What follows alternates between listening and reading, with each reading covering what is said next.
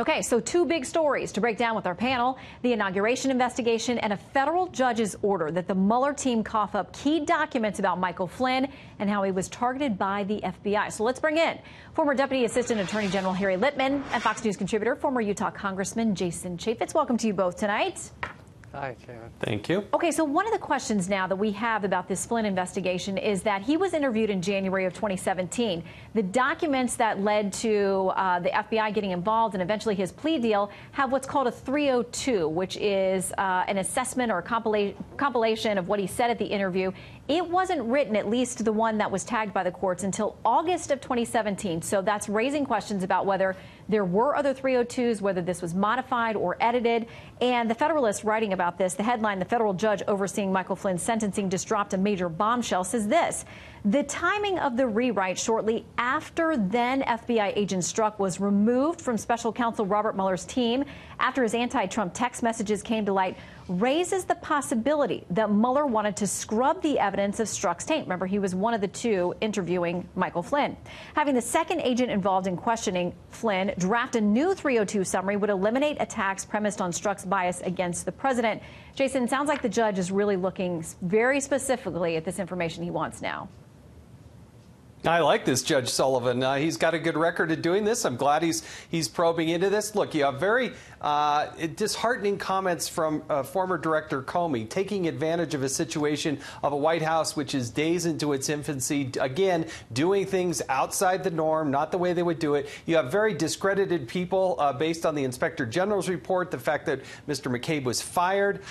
You have this report that is coming out months and months. You're supposed to go do these interviews, basically fill out the paperwork in the next day or two so that they have a record in this file. That seems to be out of order. And then the two agents that are there and supposedly investigate him didn't find anything wrong, but now we find out the report comes months later.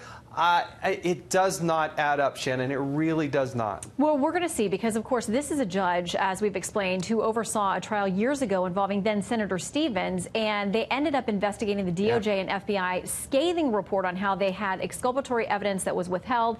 He wants to make sure that doesn't happen in any investigation, including this one. All right, Harry, the reference there to the Jim Comey comments that Jason made, I want to play some of those because he talks about how they essentially got away with something by sending these agents over very quickly to Michael Flynn without a lawyer told him it wasn't necessary. They wanted him relaxed. They didn't warn him about lying.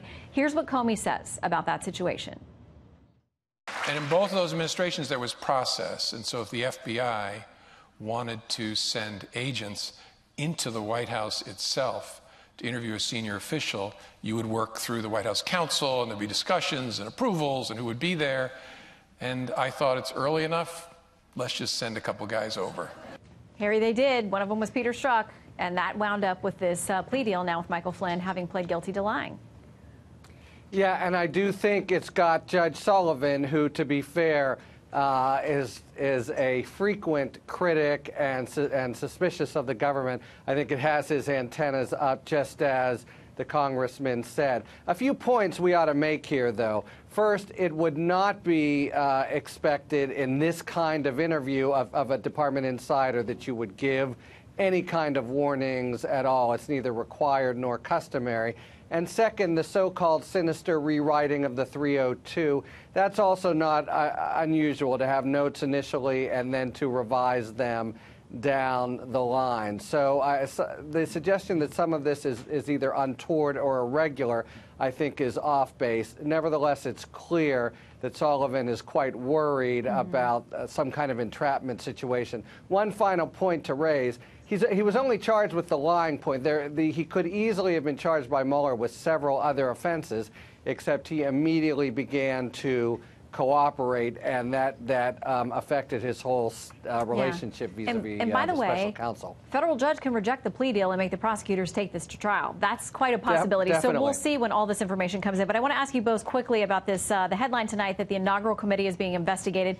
It's responding, saying that they did everything fully in compliance with the laws. They filed with the FEC, with the IRS. They have nothing to hide.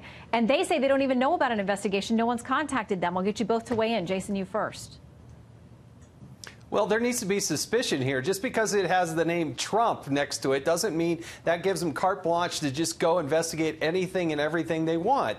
There needs to be some suspicion here and some reason to do that. Now, if that came from something that Mr. Cohen had, that'd be a whole different ballgame. But they should have accounting, and it's the job of the IRS and the Federal Election Commission to oversee that, not necessarily do another criminal probe that leads to nowhere. Harry, a lot of criminal probes going on and more being promised out of New York as well. This is just the latest. That's right.